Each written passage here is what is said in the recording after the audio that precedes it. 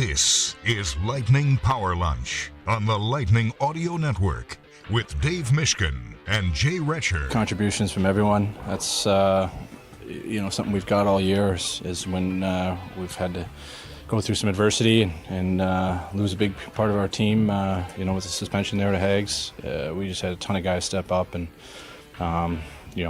We trusted our process here. Obviously, you could go rogue after losing two, but we trusted our process, our system, and just went out and executed a little bit higher, a little bit better, and paid off in the long run. We obviously struggled in game one, and have been trying to recover from that. And we were battling. It wasn't pretty all the time, but Bass made some huge saves when we needed to. Yeah, getting the lead is huge. You look at the way this game is, and the first few minutes of the game goes down and we're down 1-0 and the building is buzzing, and that's where I just think the mental strength of our team is to be able to wrap your head around that and then keep going, and eventually we get the tire, but it's when you pierce that bubble of like, okay, now we have the lead.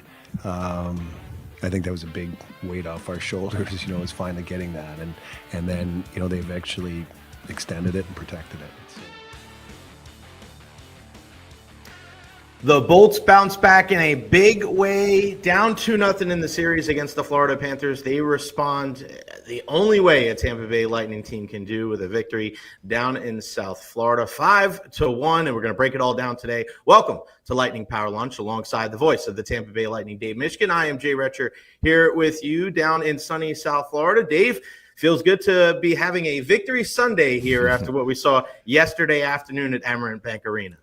Yeah, I think a lot of Lightning fans enjoyed their Saturday night coming off that victory. And look, the series is stating clearly the obvious, but there is a huge, huge difference between 3-0 and 2-1. So the Lightning still have a lot of work to do to dig themselves out of the hole that they found themselves in after the first two games, which they lost at home.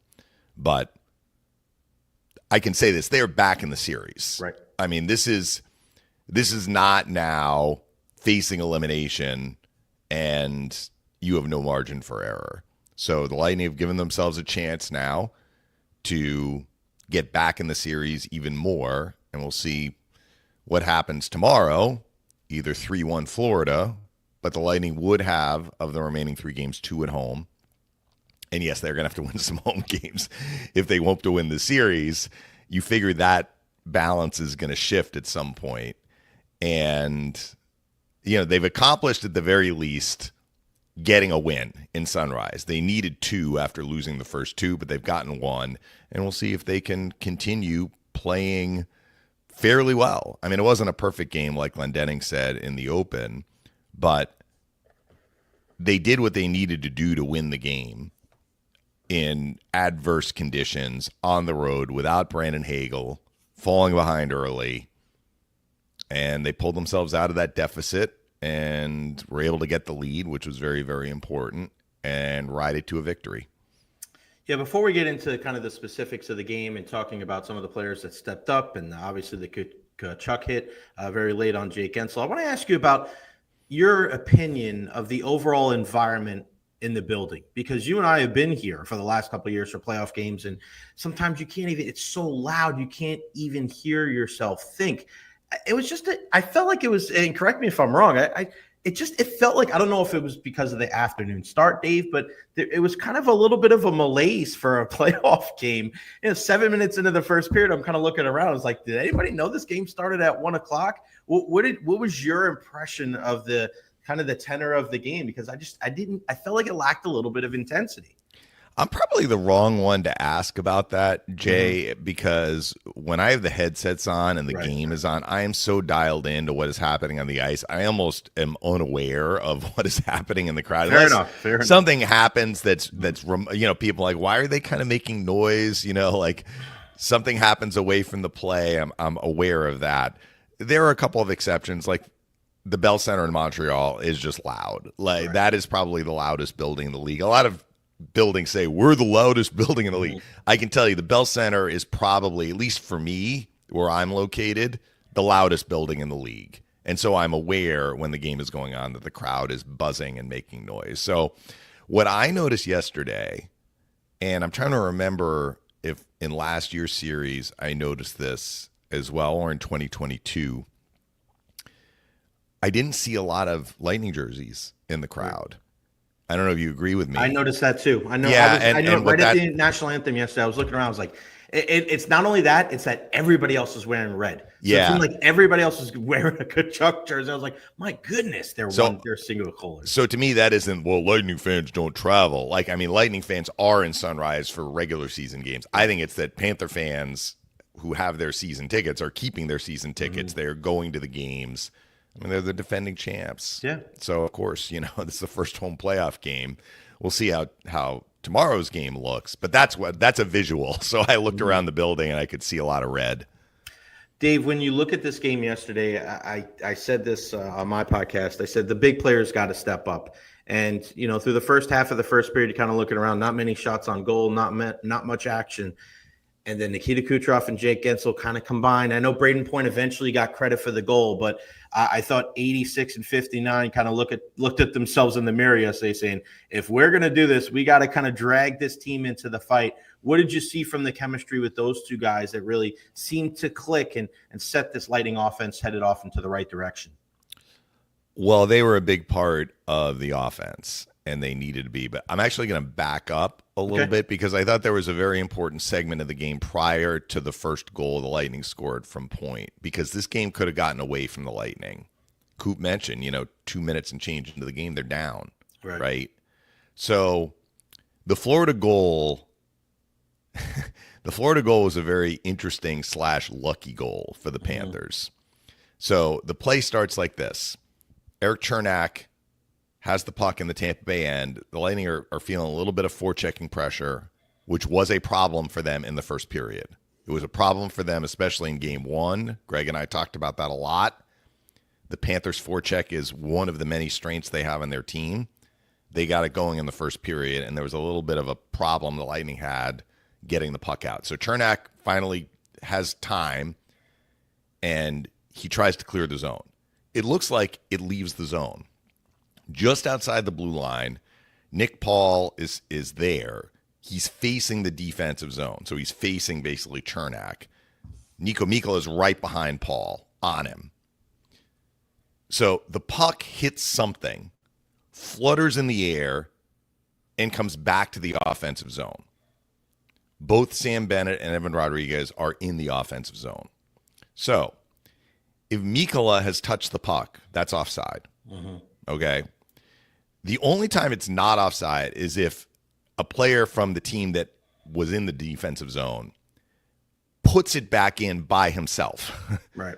Like if Nick Paul got the puck out at center ice and basically passed it back to his own end, if they were attacking players for Florida in the offensive zone, there's no offside. That waves it off.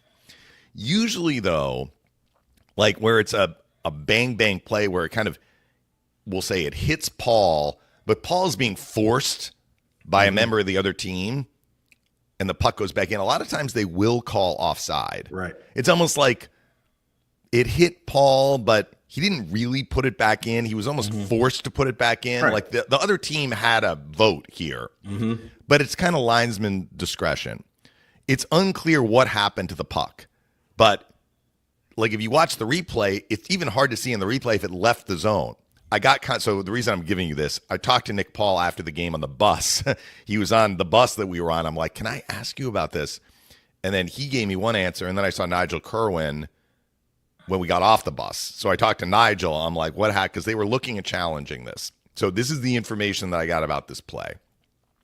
So the puck flutters in the air. If you watch the replay, it's unclear if it even left the zone. Both Nick Paul and Nigel Kerwin told me they were pretty sure it left the zone.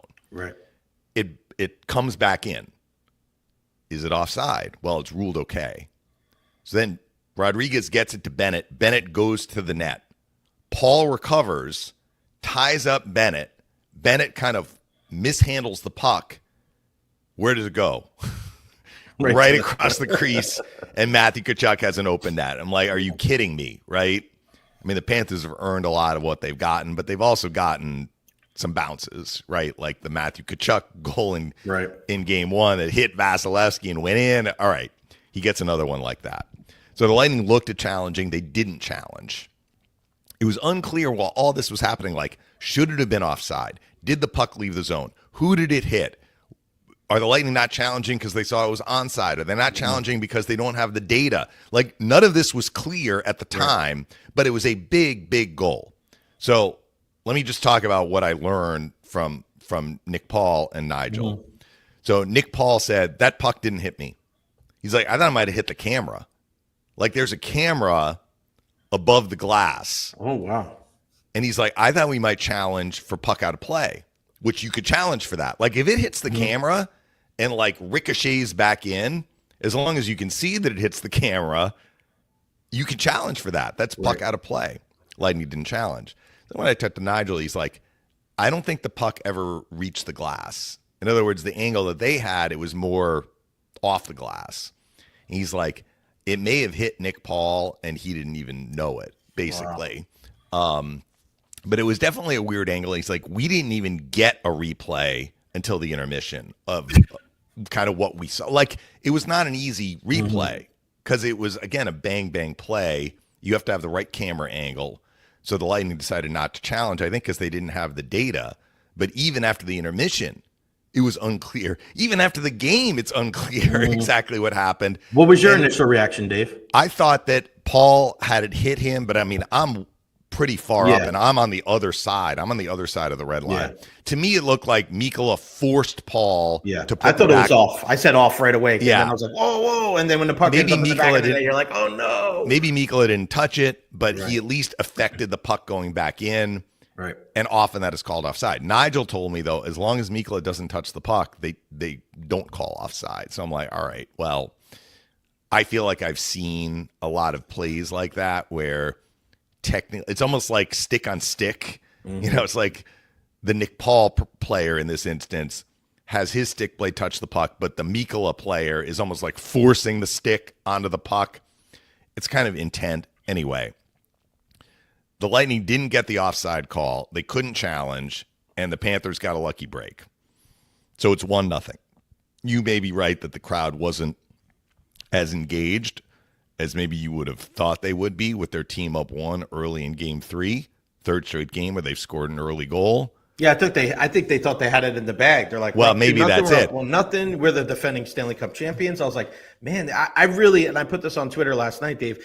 I thought this is a huge missed opportunity for the Panthers. It looked like they had the Lightning down. They could have really put their foot on the gas, and I didn't really get that sense. You're talking about the crowd, though, but I think the Panthers got engaged.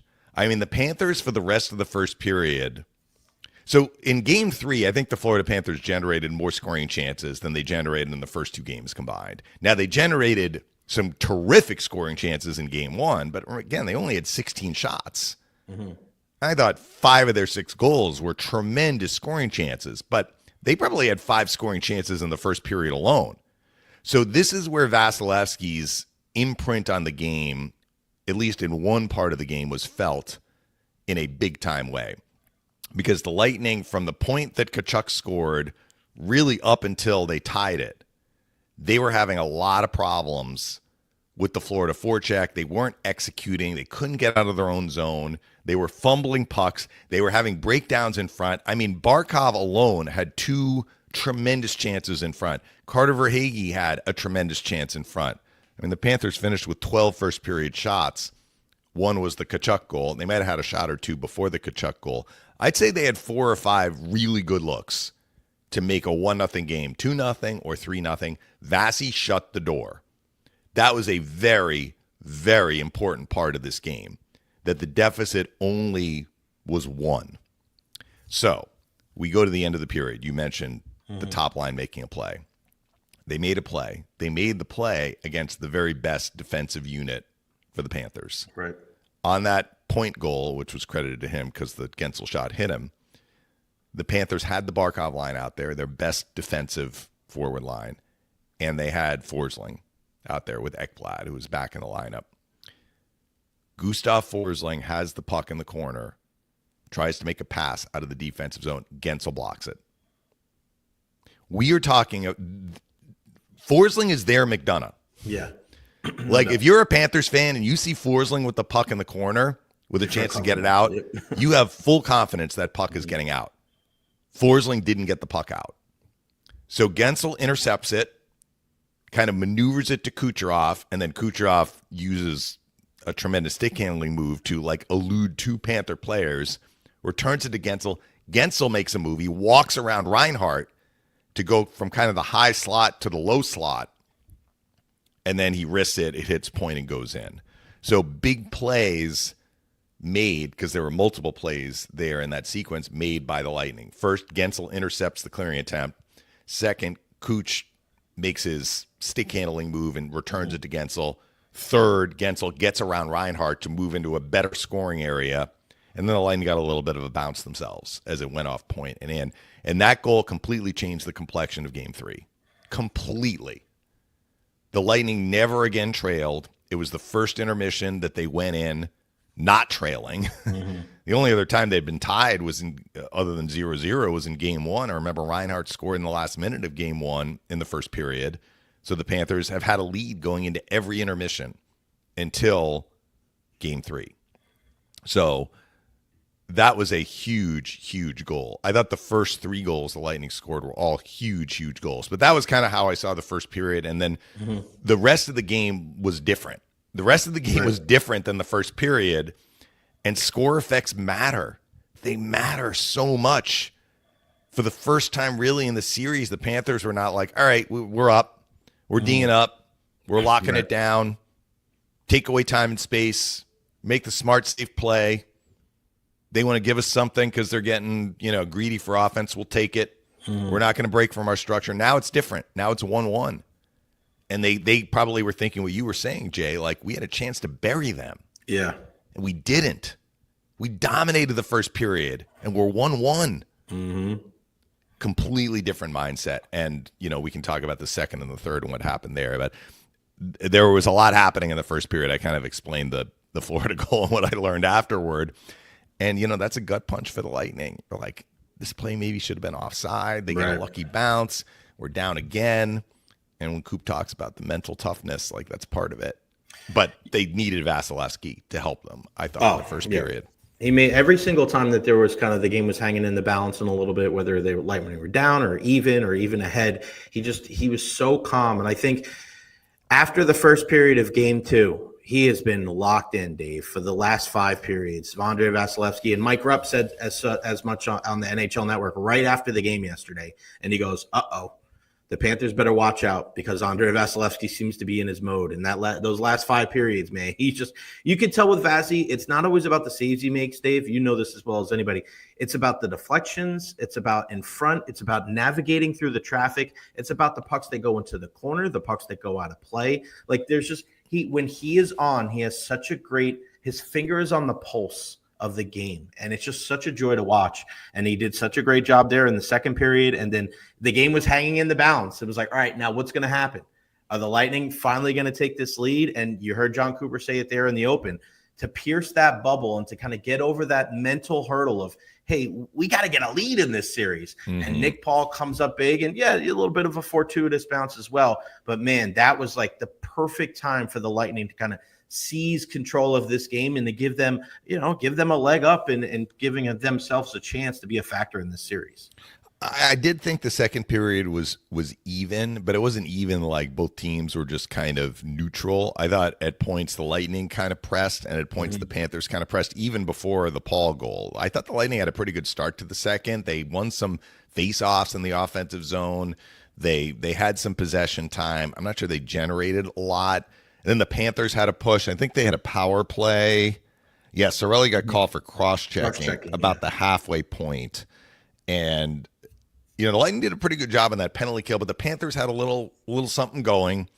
They were owning possession. And then shortly after that power play ended, Samoskevich was called for a penalty. So the Lightning went on the power play. The Lightning's power play didn't generate much, which, we'll monitor that in the series. They didn't need the power play to generate in last night's game or yesterday's game because they scored enough 5-on-5. But the first unit went off during that power play. The second unit comes on. Paul and Gonsalves are on the second unit, and they have some zone time. So the power play ends, but Paul and Gonsalves stay out there. and they keep applying pressure in the offensive zone. I think if you remember, Darren Radish, who was also still out there, pinched, and he got a pass. He went to the circle. The pass was a little far in front of him. He reached for it, and he snapped it, but it missed the net. So it goes behind the net. Aaron Ekblad gets it, clears it. At that point, the Lightning are starting to make a change. McDonough had come on the ice. Yanni Gourde goes off. Jake Gensel comes on. So the Lightning do a regroup in the neutral zone. McDonough from the red line passes it to Paul, who's still out there. Paul gives it to Gonçalves. Gonçalves carries it across the blue line. And this is the second time this happened. I don't know if it was only on him, but this is a very uncharacteristic mistake by Gustav Forsling. Forsling charges at Gonçalves. And Gonçalves slips a little backhand pass to where Forsling had been, and Paul's there, and it's a 2-on-1. So I hear what you're saying. People were like, Bobrovsky, boy, the shot went through him. Like, hit his skate. That's a funky, that's a funky goal, man. It's a funky goal. It's Nick Paul shooting it. Nick Paul has a very hard shot. But if I'm Paul Maurice, I'm like, this isn't as much on Bobrovsky. We gave up a 2-on-1 down low off a zone entry with our best defenseman getting sucked up to the blue line, leaving a critical space open. And, earlier on a penalty kill, actually, Gensel and Paul, and we can talk about their work on the PK, in the absence of Hagel, and Cirelli took 2 minors. So they were without 2 of their top penalty killers for 2 of the 4 kills they had. So Paul and Gensel were out there on that penalty kill where I was talking about when Cirelli was in the box, and they got a 2-on-1. And Gensel had the shot from the right side of the ice and missed the net. This time, Paul's on the right side of the ice with Gensel. He shoots, it goes in. Huge goal. Now the Lightning have their first lead in the series. And if you don't think that makes a difference, you weren't watching Game 3. Because the Panthers were not as tight defensively when they weren't up. Now, there was a key stretch near the end of the period where Bennett, Tkachuk, and Rodriguez had a terrific offensive zone shift. The Lightning didn't do very well managing the puck in their own end. The Panthers, what did they finish with? 13 second period shots. I bet 5 of them came in that one sequence. You probably remember it.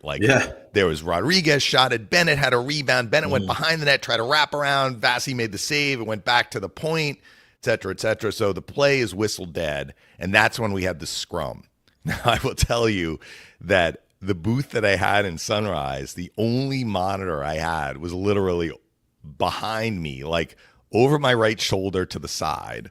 So every time I turned around to see a replay, I didn't know what replay, if it's in front of you, you can kind of tell, all right, this is the point I need to look at. I'm guessing, I'm like, well, what happened here? How did the scrum start? And I turned around to look, missed it. They didn't have the right replay up. I turned back to the ice, and now there's a new scrum. That was apparently when Tkachuk shoved Hedman into Vasilevsky, which I missed. I didn't see that. Again, I was doing the game by myself for Game 3. So Tkachuk gets the extra penalty. It's one of the rare times that the Panthers have gotten the extra penalty in one of these post-whistle scrums. Lightning get a power play chance to go up 3-1. They don't score for the rest of the period. There's still 24 seconds left on their power play, but there's a bump. Kucherov and Mikkola at the end of the period. I think Kucherov actually bumps Mikkola. It wasn't flagrant, but it was a little Well, I think it was Seth Jones because it was on my side of the rink on the left side. Did he start it? Somebody told me Kucherov. They felt Kucherov started it. No, he did start it. So what happened, Dave, is that you talk about what happened at the end of the period. The clock was winding down, and Kucherov knew that, all right, we're not going to make another opportunity to go at the net here. And he kind of went over to Jones and gave him a low hip check. Hey, I'm here kind of thing. And that got everybody. So he hit Jones, not Mikkola. Yeah, he hit Jones. Okay. And then somehow, some way, here comes Cirelli, and Cirelli gets the penalty. And people are saying, why did Cirelli get the penalty? I'm like, I don't really know. He was just involved. He was just another guy that was in there. I think he may have grabbed Mikkola or somebody, but it was just he went in. So Reinhardt ended up getting tied up with Kucherov, and I think Cirelli later, Cirelli was involved with the Mikkola situation, then he went to Reinhardt. But remember, the Lightning had the extra skater on the ice. Right. So the officials might have been very sensitive to that. So Cirelli was kind of the fifth guy, where the other four guys on each team were tied up with one another. So anyway, it's not an ideal call for the Lightning because it takes you off the power play, but more significantly, it puts the Panthers on the power play after 24 seconds of 4-on-4 to start the third. And you're like, are they going to tie the game when they've been, unsuccessful on the power play so far? But, third period, do they tie it early? Do we have a brand new game? Mm-hmm. And what happens? The Lightning score in the 4-on-4 in the first 21 seconds. I mean, the first 3 goals the Lightning scored in Game 3 were absolutely huge plays. Right. So Kucherov enters the zone, takes the shot, it's blocked, goes behind the net. We've seen Kucherov do this blind backhand pass. The Ross Colton goal. Ross Colton. and it was a forehand blind pass that was in Colorado mm-hmm. earlier this year to Gensel. That's right. Like back on the short side. So when I saw the goal happen, I'm like, Bobrovsky didn't know where actually, Bobrovsky is kind of wise to it. Mm-hmm. If you watch the replay, Bobrovsky tries to reach out with his stick to block the pass. He fails, and he drops the stick. Yeah. So when Gensel gets it, I'm not sure if Bobrovsky would have stopped this anyway because it was under the top of the net, but he puts it where the stick was. Right. He went up and over Bobrovsky's right shoulder. Huge, huge goal. Because, yes, the Panthers have their power play pending, but now it's 3-1. Now they're down 2. Mm-hmm. And, again, the Lightning did a great job all game long in the penalty kill. They finished 4 for 4. The Panthers had some chances. Barkov, I can't remember if it was that one. They had another power play later in the third. Yeah, I want to get to that one. One of them, Barkov got loose in front. It might have been the second of those, the one that was more in the middle of the third period. That was another fantastic save for Vasilevsky. But honestly, Jay, I'm looking at what the Panthers generated in the third period. They had 9 shots. They had 25 attempts. For sure, the Barkov one on the power play was a grade A. But I'm not sure that I remember they had a lot of other, like they weren't as dangerous as they were in the first period. Mm-hmm. And, it stayed 3-1. The Panthers are pressing. And, the Lightning, so how many odd mans did the Lightning have yesterday? Right. They had Paul and Gensel on the shorthanded one where Gensel missed the net. They had Paul and Gensel on the goal where Paul scores it. And then they had Yanni Gourde and Luke Glendening on a 2-on-1, which opened up because the Panthers were pressing up ice. And Gourde gets it across and Glendening scores for 4-1. And then we had the hullabaloo at the end with the empty netter. But prior to that, I thought the Lightning managed the game pretty well, up 3-1. And the penalty kill was obviously a big part of how they were able to first keep the game tied and then protect their lead once they went up. That penalty kill, Dave, when Nick Paul goes off that holding call at 6:04, I thought that penalty kill right there was indicative of what the Lightning had to do to win that game.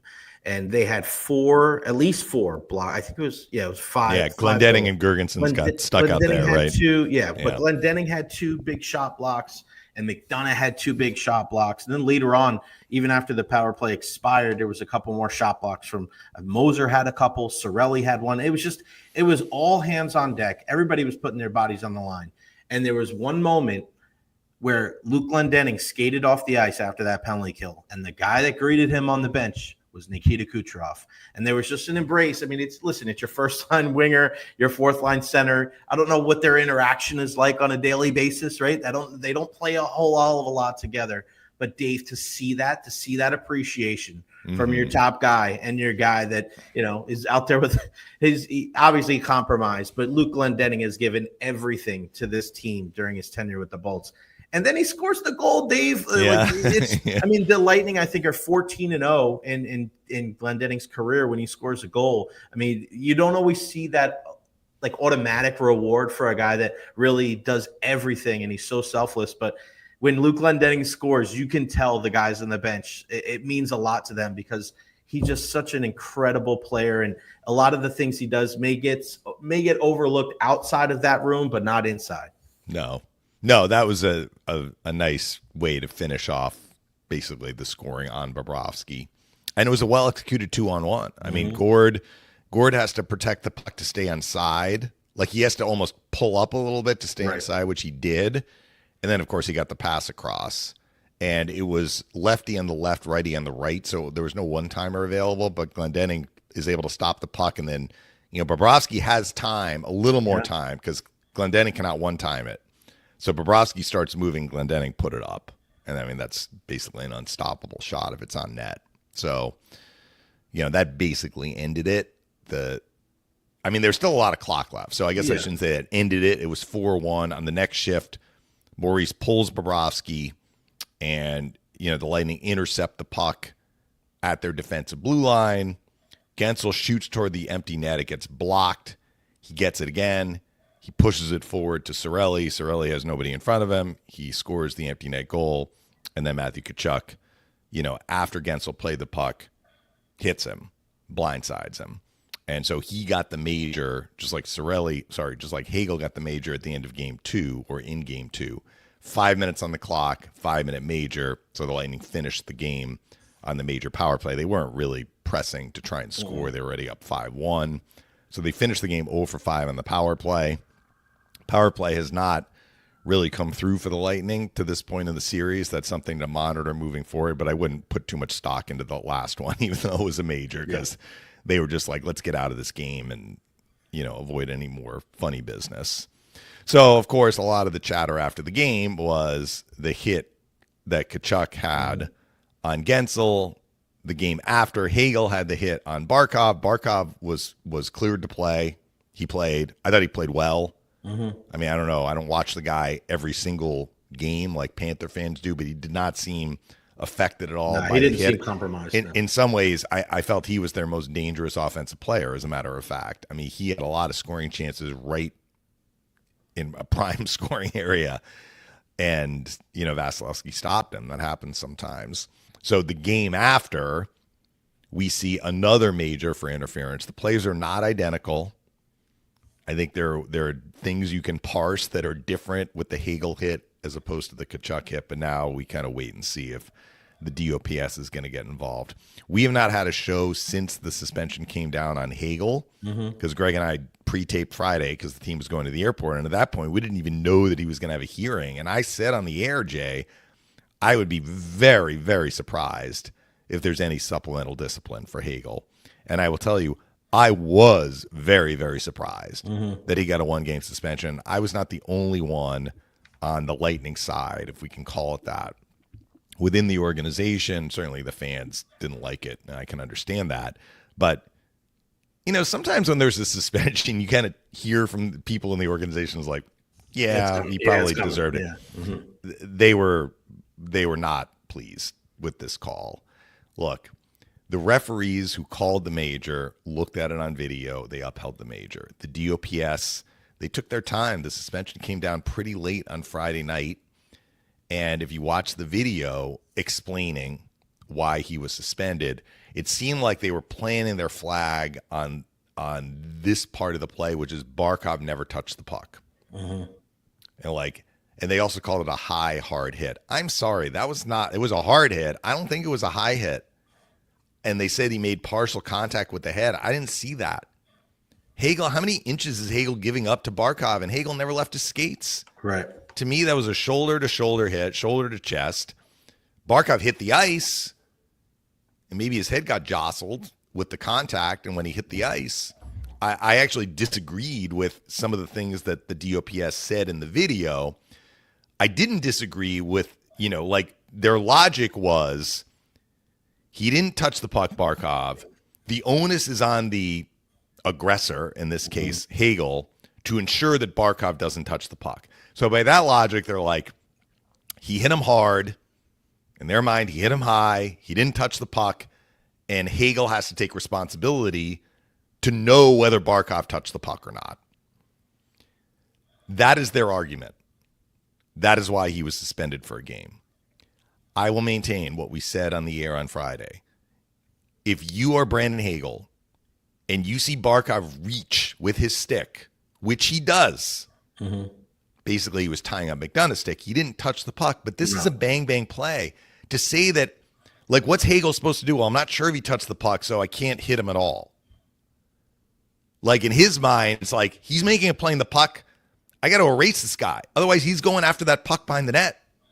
Now, he whaled him. I mean, I'm not disputing that. That's the thing. He blew him up.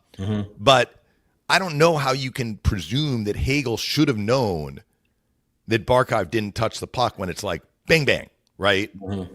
So I didn't really like the suspension. Phil and I were surprised that he was given a major, but I kind of spelled out why they. So it was, as I said on Friday, the ferocity of the hit was why he got the major. He got suspended because they felt he should have not hit him, basically, because Barkov didn't touch the puck. To me, that's a tough read for the player to make when you're in the heat of battle, and you also are worried about Barkov maybe getting the puck, right? Like he's trying to erase Barkov because Barkov is going to chase that puck behind the net. Anyway, interestingly, I heard from some people on the Lightning side about a play last year in the playoffs involving the Florida Panthers. Panthers-Rangers, Game 2. I'm sure you watched that series, Jay. Yep. Dmitry Kulikov absolutely blows up Wenberg. Yep. In the neutral zone. Called a major for interference, but again, the officials looked at it and rescinded it to a minor for interference. Mm-hmm. Now, that one, there was contact to the head, but the reason, so they kind of changed some of the verbiage about hits to the head. It used to be like, was basically the head hit. They changed it to like, where is the principal point of contact? Yeah, point of contact is where point of contact. So in the Wenberg play, they said the principal point of contact was not the head, but the head happened to be part of it. It just wasn't the principal part. So they said this doesn't qualify for supplemental discipline based on a hit to the head. They weren't really looking at the interference, but if you're just looking at ferocity of a hit, the Kulikov hit was way, way worse than the Hagel hit. I mean, it wasn't even in the same ballpark. Kulikov has him in his sights. So again, Wenberg touches the puck, but it's gone. Like it's well past the point he's eligible to be hit, and he was called for interference. They called him for a minor. Right. He lines him up and he blows him up, and there was contact to the head. It was completely avoidable. And it wasn't like he was trying to prevent Wenberg from getting to the puck. Wenberg wouldn't have gotten to that puck. No. So, like, it's kind of make of Paul Maurice's comments what you will. But, like, of course, Coop came back at him after Game 3. But, like, for him to say, our players only hit players of the puck, it's like here we have this example last year in the playoffs. Kulikov, absolutely. I mean, that was a predatory hit. Mm-hmm. You go back and watch it on YouTube. Okay, find it on a highlight somewhere. It's out there. It's right there. It's not hard. You can find it. Mm-hmm. So that was not a major for interference. That was not suspendable. So it's like, how is Hagel getting suspended? The difference is Wenberg touched the puck. Barkov didn't. All right. So now when we look at the Tkachuk play is more like the Kulikov play in that Gensel does touch the puck. Now, I said on the air, I didn't think the Tkachuk hit was as ferocious as the Hagel hit. It's nowhere near as ferocious as the Kulikov hit. Right. So do I think Matthew Tkachuk is going to get suspended? No. Now, the only reason that maybe people are like he should be suspended is because Hagel got suspended. I don't know. I mean, we'll see what the league decides to say. Frankly, Jay, I didn't think Hagel should have been suspended. I don't think Tkachuk should be suspended. But I'm not the one making these calls, right? Right. Yeah, I mean, I know I was in the minority. With the you Hagel did feel it was a major. Did you feel he should have been suspended? I think if it's over the line, like a 5-minute major to me is in the playoff game is a very lofty punishment. Mm-hmm. I think and he didn't get a game misconduct either. When they looked at it on video, they could have given him a game misconduct. They could have elevated it to a match penalty, and they didn't. And the fact that he didn't, Dave, that's why I thought that the suspension was too much. I'm where I sit in the press box. I sit next to Chief, and if anybody knows, like Chief and Phil, they look at the games. It's completely different than everybody else.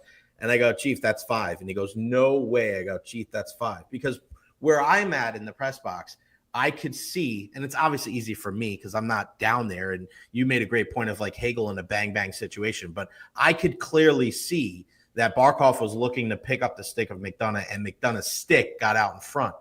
And then Hagel cleaned his clock, And whether people think it matters or not, Dave, if a guy stays down for a little while, the optics are bad. Like that definitely factors into the, whether it's fair or not. It doesn't help that when Hagel got boarded by Verhaeghe early on in the game, that could have been a 5-minute major. That was a rough hit early in game 2, but Hagel pops right up and he skates right over. And Barkov was hurt.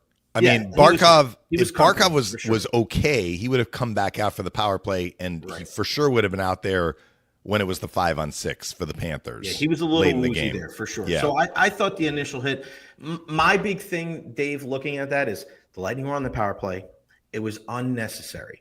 The puck was already gone. You could have got in his way, kind of rubbed him out along the boards. You're up 5-on-4. Barkov is not going to go after that puck. His mindset in that position is what? He's probably going to get back knowing that he's so deep into the zone. So I just thought that for Hagel, and I asked a couple of different people, and they think Hagel was still maybe a little agitated because of the hit on Verhaeghe. And that kind of anger may, led him to do that. Regardless, my look at the Tkachuk thing is I'm with you.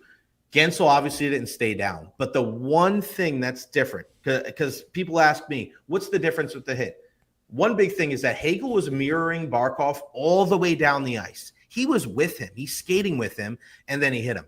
Tkachuk literally is skating in a direction, turns his body to make contact with Jake Gensel when the puck was gone. So there was a clear intent. I think that's the biggest difference between these two hits, is that Hagel, he's playing on the line. It's a tough bang-bang play. It was an instance where he had to make a decision in the moment. Tkachuk knew exactly what he was doing.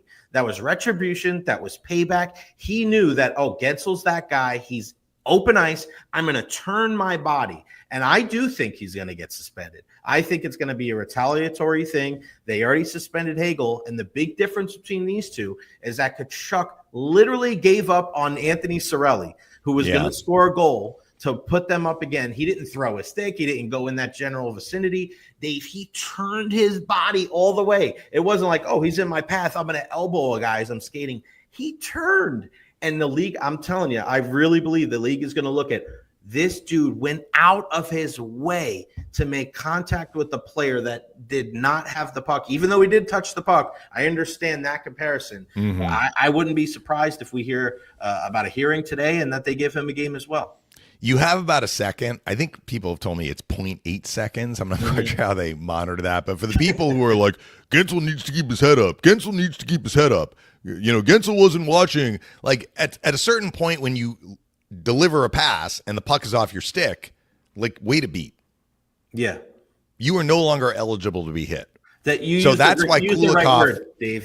The beat is the word that I've heard growing up playing hockey is you have a beat. You get rid of the puck. It's almost like an exhale.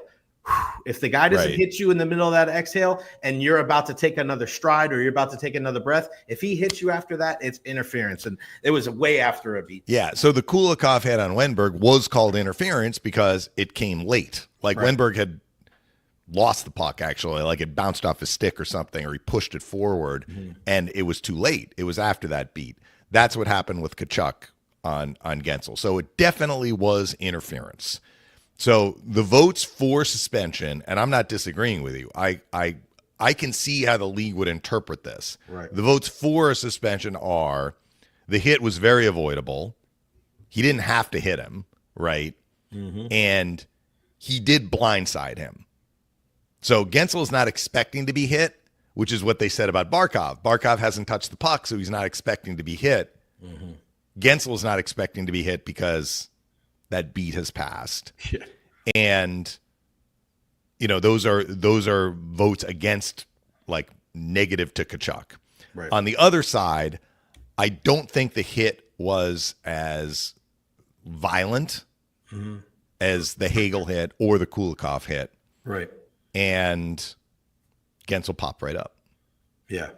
I mean, Gensel played on the power play after that, which will be that'll work in Tkachuk's favor. Yeah, no doubt. But I have no idea. I mean, I don't know. I mean, we'll see what the DOPS decides to do.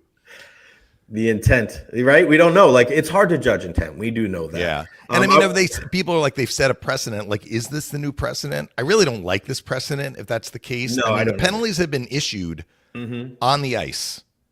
And look, the game was over in game 3, basically. I mean, the Panthers were down 5-1 with 5 minutes left. But to your point, that 5-minute major instead of a 2-minute minor to Hagel.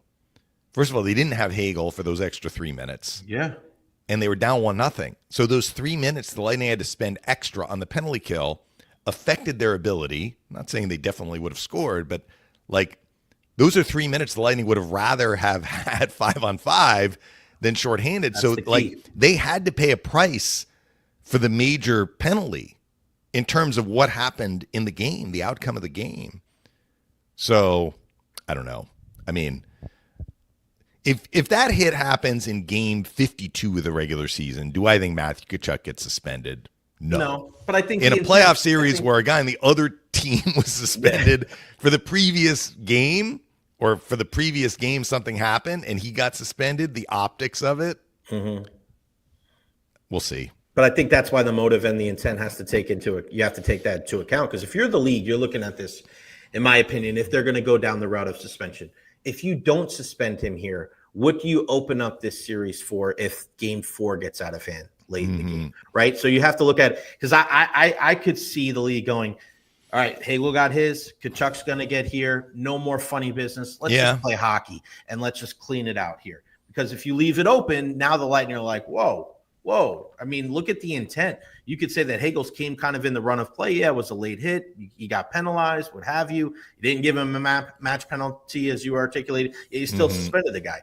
Tkachuk, game clearly over. That's the other thing. The game was clearly over. It wasn't a 1-goal game. So you did this. Like, you made it a point that you wanted to lay somebody out in a game that was clearly decided when you were going to be down by 4 goals in the next 5 seconds. So I think that's got to kind of play into it a little bit. I want to ask you about a guy that you mentioned a couple times, because I feel like you and I have talked about him for the last better part of a decade. Aaron Ekblad comes back yesterday into the lineup, and then you look back and somebody tapped me on my shoulder and they go, your favorite player, Aaron Ekblad, was a -4 yesterday. I go, oh my God. I don't know if I didn't realize it or what, Dave, but I mean, this is a guy that's been part of that leadership core for a long time. And man, he had a rough first game back playing with Forsling there. So I was talking with Greg after game 2. This was Friday's show. And I said, who are they pulling out when Ekblad comes in? Because their 6D have been great. Yeah. So I projected they would pull out Balinskis, and that's what happened, because you're not going to pull out Nate Schmidt. He scored 3 goals in the series. The Kulikov, Mikkola pair, which they were split up as Ekblad came in, but both of them have been great. And obviously then you have Jones and Forsling. So Ekblad comes in, plays with Forsling, and Balinskis goes out. What I said was, if the Panthers end up losing game 3, how much finger pointing is there going to be about, well, Ekblad, came back into the lineup? So speaking plainly, Greg, I thought Ekblad looked good for a guy who had missed 2 months. The -4, so he had to take the minus on the empty netter. Right. The first 2 goals against, it's really his partner, Forsling, who's had the problem. Well, Forsling had the turnover before the point goal, but I think Ekblad was the guy back in front of Bobrovsky. I'm not sure that it really had anything to do with him, and he's trying to defend the 2-on-1 on the Paul goal. Paul shoots. So it's kind of like Ekblad is doing his job. I don't remember what his other minus was. I guess it would have been the one at the start of the third period, maybe. I guess we can look it up. Yeah, or the 4-on-4. And maybe he's chasing Kucherov behind the net, whatever. I mean, I think one of the forwards is probably responsible for watching. It was Ekblad, because Ekblad blocks the Kucherov shot. Yeah. I remember now. So Ekblad blocks a shot. He and Kucherov go behind the net. You want to say that's on Ekblad? I mean, Kucherov makes a play there, but who's picking up Gensel in front, right? So, yes, I didn't realize he was -4. But that was actually a -4 where you're kind of like, he was almost an innocent bystander in some ways on some of those. And actually just watching him, he looked like he was right in sync. He had 2 tremendous scoring chances. One of those might have been in the third period. I was talking about the chances the Panthers had in the third that didn't go in. For sure, one was in the first, though. Yeah. I remember he got loose in front, and Vasi made a fantastic save on him. Vasi, I'm so impressed with how he was able to kind of take his game to the next level. How do you think Matthew Tkachuk has looked, Dave, since game 1? I thought obviously he came out of the gates flying in game 1. He got the fortuitous, I don't want to say bounce, but the puck slid right to him in game 3. But there was one play where there was a 2-on-1 going from your left to your right there in the press box, and it seemed like he almost came to a screeching halt. And I don't know if – I don't want to say it – maybe compromise is maybe a little bit too strong of a word, but I don't know if he's really firing on all cylinders. I don't know if he's really skating at maximum speed, which is understandable. But what's your take on 19? Well, he's had an impact in the series. There's no question. He's got 3 goals. What I will say is this. It is not nothing to miss 2 months with a lower body injury because your rehab is affected because you can't do much on the ice until you're well enough to skate and not going to re-aggravate the injury. So it's different than, like, let's say you have a broken wrist where you're getting your reps in skating and it's just game timing. So it's a heavy lift to come back. I'm not saying that about it's true about anyone. Where Tkachuk has been very effective in game 1, he was very effective on the power play, but you don't have to really skate as much on the power play. It's more positional, right? He got open in front. He had a great finish on his first goal, and he makes a smart play in the second goal. The puck comes to him, and he throws it to the net, and it goes in. On the goal he had in game 3, he just skates to the net, right? And the puck comes right to him. In terms of like flow of play 5-on-5, I'm not sure that I've noticed him being as impactful as he has been on the power play. But I think that that's normal. I think that that is not unexpected for a guy who has missed as much time as he has missed. And he's working his way back into kind of, by flow of play, I'm talking about like moving up and down the ice. Yeah. Reading, where do I need to get to? So a lot of people, I think he'll continue to Right. get back into the swing of things with each game that he plays. A lot of people have lauded how well Florida has played, the last 2 postseasons, and deservedly so. Obviously, they're defending Stanley Cup champions. But, one thing that they've always really liked to do, even before last year, is they love hitting that trailer coming into the offensive zone. And I've been very impressed how the Lightning have done a good job of making sure that their sticks have stayed in the passing lanes and even block shots. I said yesterday, I think at the 9-minute mark of the third period, Dave, they had more block shots in game 3 than they had in game 1 and 2 combined. Like there was just such I feel like there was a snap to attention, an attention to detail for this team. What have you seen as far as the things that they've cleaned up? Obviously, game 1 and Coach Paul Maurice said himself, he goes, I can't really tell the identity of the series after game 1. I don't know what the heck just happened. But it just seems like, of course, Vasilevsky is locked in. But what have you seen defensively in that aspect of just making it and clogging up, whether that's the neutral zone or the offensive zone? It just seems like the Lightning are paying so much more attention to detail, and they've really, had the benefit of that now. Well, they've been a better team defensively this year overall. Right. And a lot of that is protecting the middle of the ice. Now, in game 1, they did not protect the middle of the ice very well, and we kind of detailed what happened there. The Panthers were very good, and the Lightning weren't. I mean, the Lightning were having turnovers, they were having coverage problems, et cetera, et cetera. Having said that, in game 1, the Panthers only had 16 shots. Right. And they got the big lead, and they kind of were content to play with the big lead and not really press the attack. And then kind of the same thing in game 2, because it was a tight checking game, and the Panthers weren't going to risk defense for offense. So I think one reason why the Lightning had more block shots whenever it was through 50 minutes of game 3 was the Panthers had more pressure. They were applying more pressure in game 3. I just said they had more scoring chances in game 3 than I think they had in the first 2 games combined. Right. So I give the Lightning a moderate grade on how they defended in game 3 because it was a game where they had to lean on Vasilevsky at points, particularly as we detailed in the first period. And then there were a couple of flurries, that one near the end of the second with the Bennett line where they applied a lot of pressure. And, the Lightning had some breakdowns, and Vasilevsky bailed them out. Goalie wears the uniform. Yep. He was a big part of their win yesterday. I made him a star. And he faced 34 shots. The Panthers had 71 attempts. So when you have that many attempts, you would hope that you're blocking some shots, right? Because you don't want, 55 shots to go on net for a team that had 71 attempts. All that aside, I think the Lightning are better this year in front of their net. But when momentum is going against you, like what happened at the beginning of game 3, they kind of buckled a little bit and they leaned on Vasilevsky and he got them through it. And then once they tied the game and won, I thought they were better defensively. I mean, they weren't perfect. There were those couple of stretches that I talked about, but the final 40 minutes were better for the Lightning than what we saw in the first. And that includes clearing the zone too.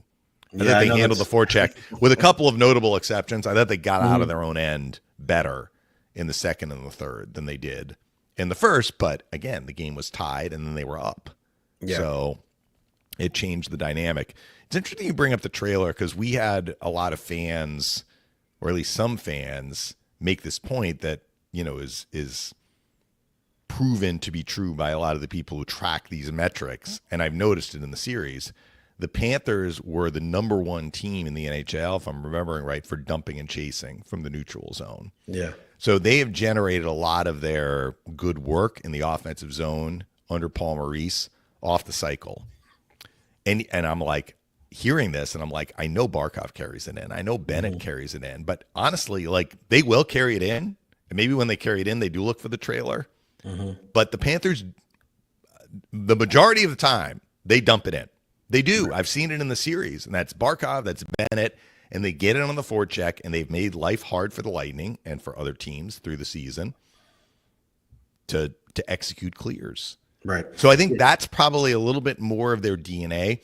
But yes, when they are attacking off the rush and you're defending that, you have to be aware of that third guy. Or if it's three, the fourth guy, the defenseman, coming in late. And I will point out, I mean, Ekblad, this was more off the cycle than off the rush, but Ekblad had those two prime scoring chances, and the Lightning left him alone. They had a breakdown, and Vasilevsky saved their bacon, basically. Yeah, and that's where the defense has to come up big, because as much as people say, all right, you dump and chase, you get those defensemen to turn, you have to force them to make short passes, make smart decisions. But if you do that, I mean, people say that, and if you execute it well and you get them and you get that cycle going and you play that physical game and play that heavy game and you're able to retrieve the puck, that works out. But on the counter to that, if your defensemen make good, smart plays, good short passes, flip the puck out of the zone, now, in essence, you're giving up possession of the puck.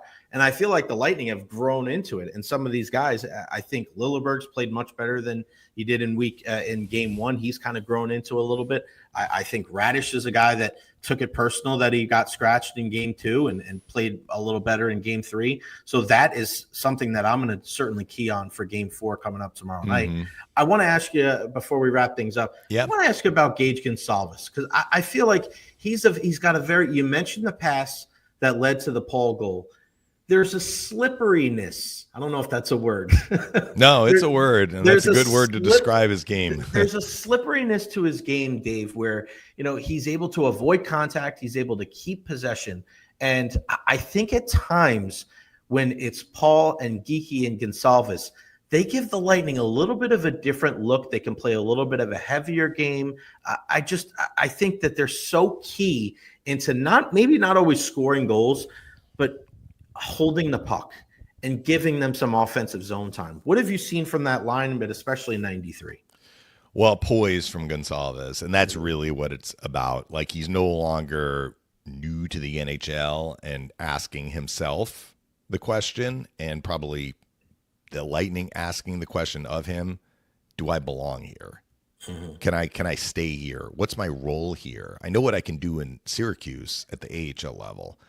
How do I carve an identity for myself at the NHL level? And it's taken him some time. He had 3 full years in the minors, 2 games last year in the NHL. This year, probably would have made the team out of camp, but got hurt. So he had to start in Syracuse. Came up, had a good little burst when he came up, plateaued, went back to Syracuse, kind of rediscovered his game. And since he's come back up the second time, although I think he went down for the Four Nations, but basically since his second recall, he has just gotten better and better and better and better. So what do we mean by better? What I have seen is a guy who now believes he's an NHL player. So now that he believes he's an NHL player, all the things that made him a second-round pick, all the things that made him a very productive player in the minors, like all of that is coming to the surface. And so you're right. Like, you see him on the street. He's not the biggest guy in the world, but he plays fairly big. Like, he wins puck battles. Maybe that's positioning. I'm not sure about the physics of it, how he's able to do that, but he competes. He's very good. He's a terrific stick handler, and he's very good in tight spaces, which is what you're talking about, the slipperiness.